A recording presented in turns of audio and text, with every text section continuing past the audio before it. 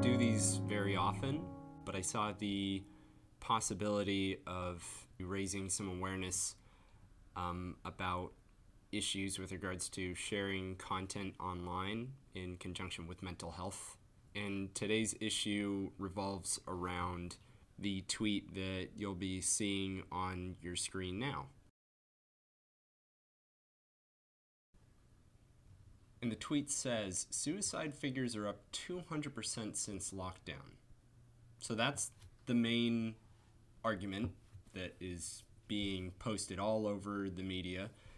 But the little weird sort of clue, if you like, is that it states that could two friends please copy and repost this tweet?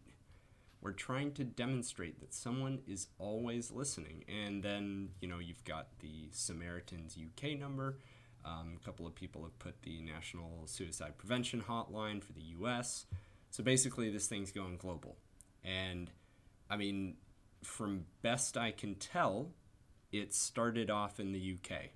The individual that tweeted it at roughly 9 a.m. this morning to sort of kickstart things, best I could tell, was from the UK.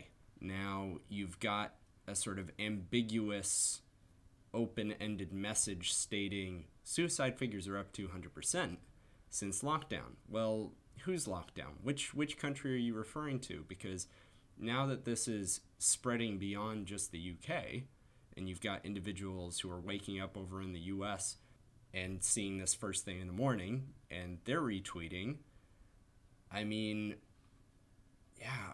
don't really know what to make of this. It's a bit of a weird one, because it just asks people to copy, not retweet, specifically copy. So in this way, you get a ridiculous volume of tweets, and there is then hundreds of thousands of tweets out there that people have to go fish through to see, okay, where did this figure come from? Where is this 200% increase that people are talking about? And unless you're like me and you don't have tons of time on your hands, you probably won't question it. I wouldn't expect people to think, okay, hold on a sec. Now, if we take a look at a couple of the articles that people have been posting online, I found a couple of individuals that were asked about the source of these figures. Now, they either posted this one article from ITV stating charity warns of mental illness time bomb as calls increase by 200%. So right there, we've got some evidence of a 200% increase, but not specifically linked with suicides, but with calls. Now, I'm not going to get into the nitty-gritty regarding causation. There likely is correlation. I think most people can agree that, if you're going through times of distress, you're more likely to reach out to a helpline.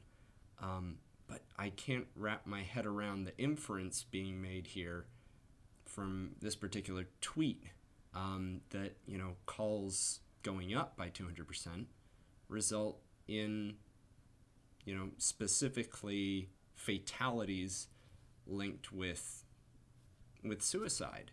So the original individual stated that he figured that the figure came from another tweet that he saw, but then linked the article that said calls increased by 200%. So the trail, from what I can tell, kind of ends here. And perhaps well-intentioned. There was a Samaritans phone number linked directly below. So while that's a definite plus, you've also got the possibility of creating anxiety within a lot of individuals who see that number, because they see that and they think, oh my goodness, the world really is falling apart, and it might further distress them. All right, guys, I'm just going to jump in here and say a couple of things quickly. So, with regards to the baselessness of the 200%, I should clarify that upon review of the Office of National Statistics website, I did happen across one particular article that sort of details at length the various causes of death, but nothing that immediately points to where this figure would have come from. Also, to clarify a little bit on the concept of good practice in media, you have the so-called Werther effect. I won't go into too much detail with regards to it, but the whole premise here is that there's a certain set of guidelines that were followed over in Austria with regards to this specific study, and you had a significant reduction in the number of suicide attempts simply on the basis that there was sound messaging at play. In this instance, your actions have consequences. Somebody seeing the 200% up tweet may now be under the impression that suicides are up globally or perhaps just in their specific country as a result of COVID.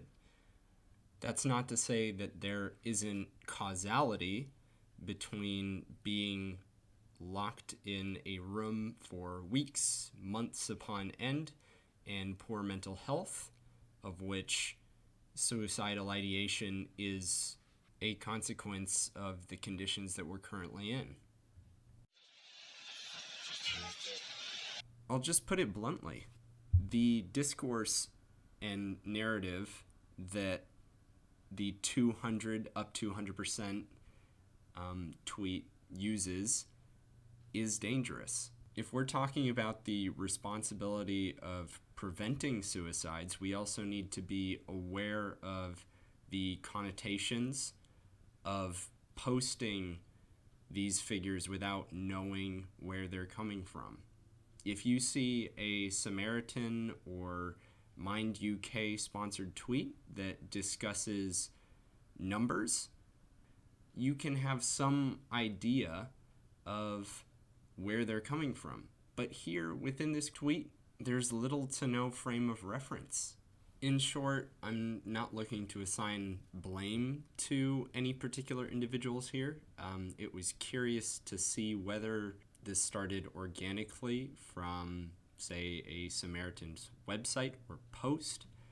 That would have made the most sense in my mind. But to see that it just randomly kind of appeared at around about 9 a.m. this morning, UK time, just kind of leaves you scratching your head when you consider that you can't trace the figure back to anything. And to be quite honest, I think it just speaks volumes about our ability to do our own fact-checking rather than just believing everything that we see popping up on Facebook or Twitter or Instagram, and the need to be aware about the wider implications of certain messages on people with mental health conditions.